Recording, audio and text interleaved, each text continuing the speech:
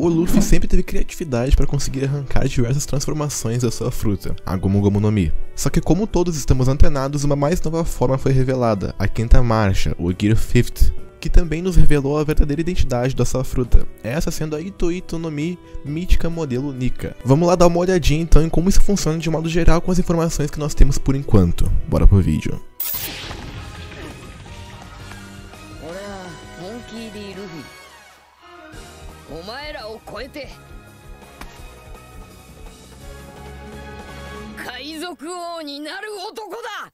Como alguns de vocês já sabem, o vídeo com mais views aqui do canal é o que eu falo sobre os Gears do Luffy. Naquela época eu fiz o vídeo de uma forma bem corrida, pra falar a verdade, então talvez a qualidade dele já não seja das melhores, mas também tem algumas coisas que podem ser explicadas de forma diferente hoje em dia. Não vou me aprofundar tanto nessa parte, porque o foco aqui é mais na quinta marcha em específico, mas digamos que agora os Gears de modo geral podem muito bem ser vistos da mesma maneira que nós enxergamos as transformações, os points do Chopper. Afinal, a Ito Ito no Mi modelo Nika é uma Zoan mítica, do mesmo jeito que a fruta do Chopper. Isso faria com que os Gears e os Points simplesmente fossem variações das diferentes formas que uma fruta Zoan oferece. Algo que inclusive liga isso é o Mini Chopper e o Mini Luffy, ambos abusando de uma habilidade que não controlam direito, resultando numa redução de tamanho temporária.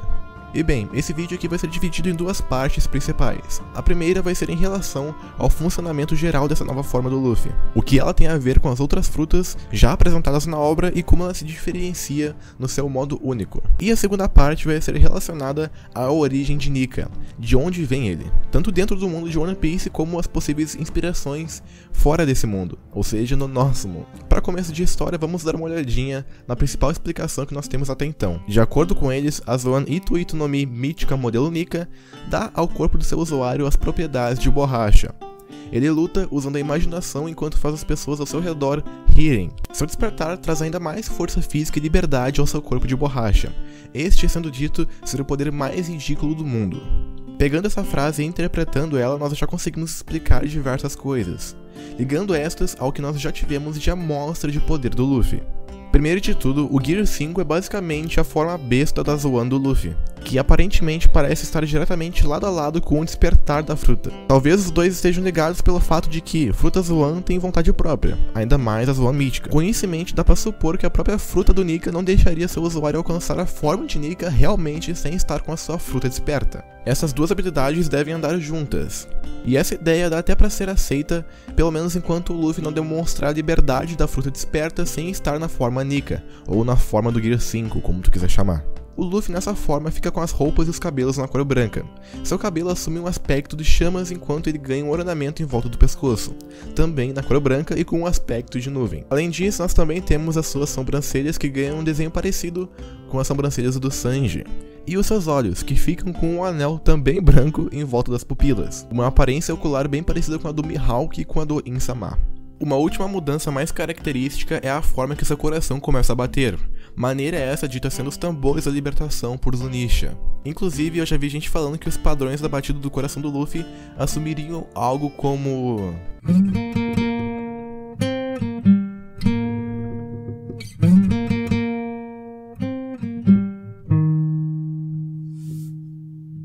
ou seja, a batida de Binks no Sake. Mas, obviamente, isso é só algumas pessoas tentando imaginar coisas, afinal, nós não temos nenhuma escrita musical para nos dizer o ritmo que isso está sendo tocado, assim também como não temos nenhuma indicação de notas. Esse conjunto já nos diz basicamente tudo sobre o aspecto que o Luffy fica. Uma última mudança também daria para dizer em relação ao seu humor, que ele fica um pouco mais alegre, um pouco mais psicopata. Ele vira o Coringa. O Luffy, para conseguir chegar nessa forma, teve que praticamente morrer.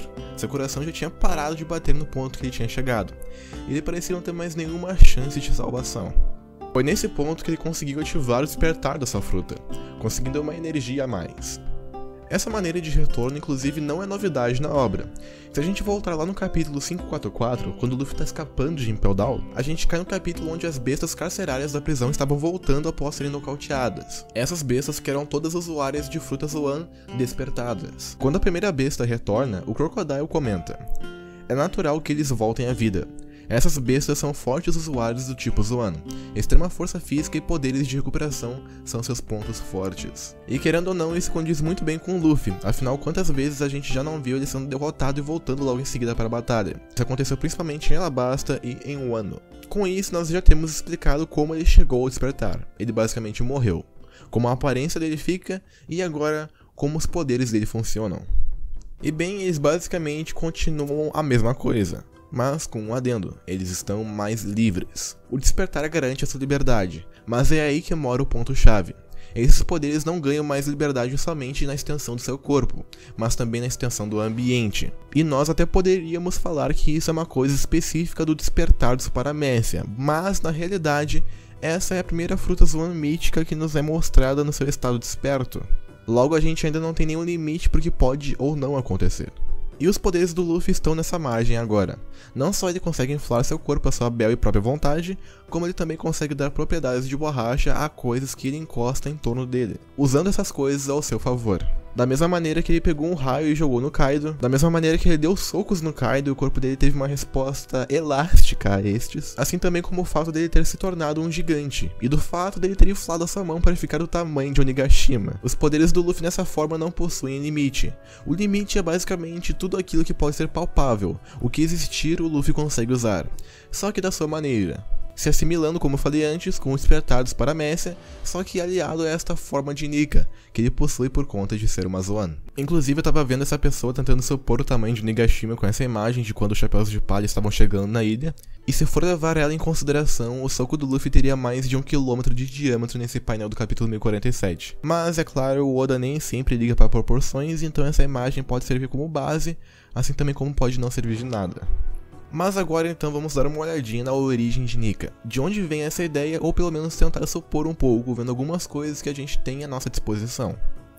Claro, isso tudo são coisas que eu pesquisei na internet e vi outras pessoas falando, comentando, então as fontes podem muito bem serem as vozes da minha cabeça, mas qual é o problema, né? A maioria das suposições vem disso e às vezes elas acabam acertando. Primeiramente, dentro do mundo de One Piece, nós só temos uma lenda existente em relação a Nika.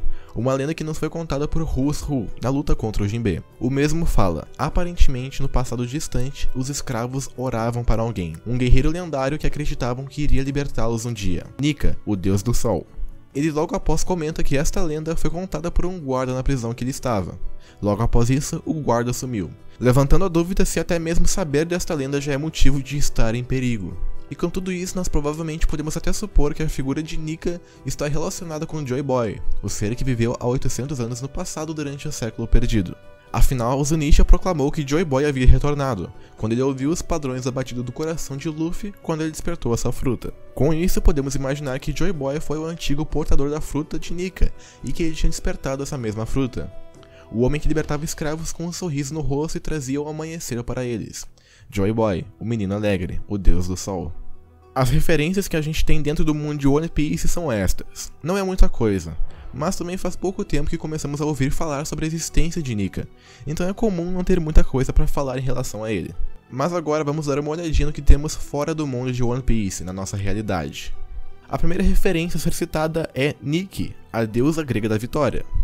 Ela era a personificação da glória e da vitória. Ela era dita por poder correr e voar em grandes velocidades. Todas as pessoas queriam ter Nikki do seu lado. A maior ligação aqui se dá pela proximidade do nome. Mas também podemos dizer que Nika está destinada à vitória não importando a situação. O que inclusive acaba me lembrando um pouquinho de uma outra obra que nós temos aí. Uma outra referência que podemos citar é o resort de Nika. O resort de Nika, como o nome já diz, é um resort que fica na ilha de Nika, nas Maldivas. Inclusive no Google Maps nós só temos 3 imagens do local, e uma delas foi feita por um cara que não conseguiu nem tirar as próprias patas da foto. Mas o que tem de tão especial nessa ilha? Para isso nós temos que dar uma olhada em um trecho do livro A Árvore do Desejo. Livro esse publicado na década de 60 que fala um pouco sobre a ilha de Nika e uma suposta Árvore dos Desejos. O trecho é assim. No passado, este lugar maravilhoso era habitado por criaturas mágicas que eram muito inteligentes, fadas e elfos do mar. Foi dito que eles tinham asas coloridas com barbatanas de peixe e que podiam acender na escuridão. Esta grande árvore bem na sua frente era a casa deles. Seu nome é Nika. As criaturas Nika tinham um poder especial. Eram capazes de falar com os peixes, plantas e até com estrelas. Eles ouviam atentamente aos desejos e sonhos dos seres humanos. Se os humanos desejassem bondade, beleza e altruísmo, seus sonhos poderiam se tornar realidade.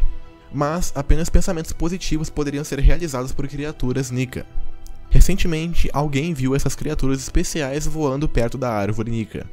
Graças ao fato de que todos cuidam dessa ilha especial, Nika, fadas e elfos agora estão de volta. Eles voltaram para realizar os desejos de todas as pessoas que estão aqui para desfrutar deste lugar mágico e sagrado. Essa descrição cabe muito bem com o Luffy e como que ele é. Uma pessoa que só deseja bondade, só deseja liberdade daqueles que ele gosta, entre outras coisas. Assim é claro como a voz de todas as coisas podendo se relacionar com a parte que é dita sobre criaturas Nika terem a capacidade de ouvir e falar com peixes, plantas e estrelas. Eu também vi num blog que as pessoas que residem nessa região da ilha de Nika contam histórias para os moradores sobre a sua suposta Árvore dos Desejos. Quem sabe o Oda não foi lá em algum momento e se interessou pelo assunto. Apesar de eu achar difícil, visto que ele dedica a maior parte da vida dele para One Piece, mas enfim. A última coisa que eu vou citar aqui está relacionado com as criaturas Kijumuna. Os Kijumuna são yokais do folclore japonês. Eles são conhecidos por morarem nas árvores de nome que eu não vou saber ler direito, mas enfim, árvores Gajamaru. Eles têm a aparência de um menino e possuem cabelos vermelhos. São conhecidos por serem ótimos pescadores, mas com o único problema de serem distraídos e muitas vezes só comerem um dos olhos dos peixes, algo que poderia estar relacionado com o fato do Luffy ter se dado aquela cicatriz no olho. As árvores Garamajo são conhecidas por outros nomes, entre eles a Árvore da Felicidade e a Árvore da Figueira. E curiosamente nós temos uma figueira em especial que costuma crescer na região do sul da Ásia, inclusive nas Ilhas Maldivas, onde nós temos a ilha de Nika. Essa figueira sendo a Ficus elástica, ou senão a figueira de borracha. O único problema é que essa figueira que produz látex já foi testada para produzir borracha, mas ela acabou não dando resultados satisfatórios. E bem, essas coisas podem ou não ter servido de inspiração para os nomes e para as habilidades, mas também podem ser só coincidências. O importante é que é divertido comentar sobre, e no final a gente acaba fazendo milhares de teorias e suposições diferentes. Mas no final de tudo eu queria saber o que vocês têm a dizer sobre isso tudo, sobre a suposta origem e os poderes de Nika. Deixem aqui nos comentários, eu vou ler eles com muita atenção. Eu tô ficando por aqui, falta menos de uma semana pro canal completar 1 ano, eu tô muito feliz. E falou!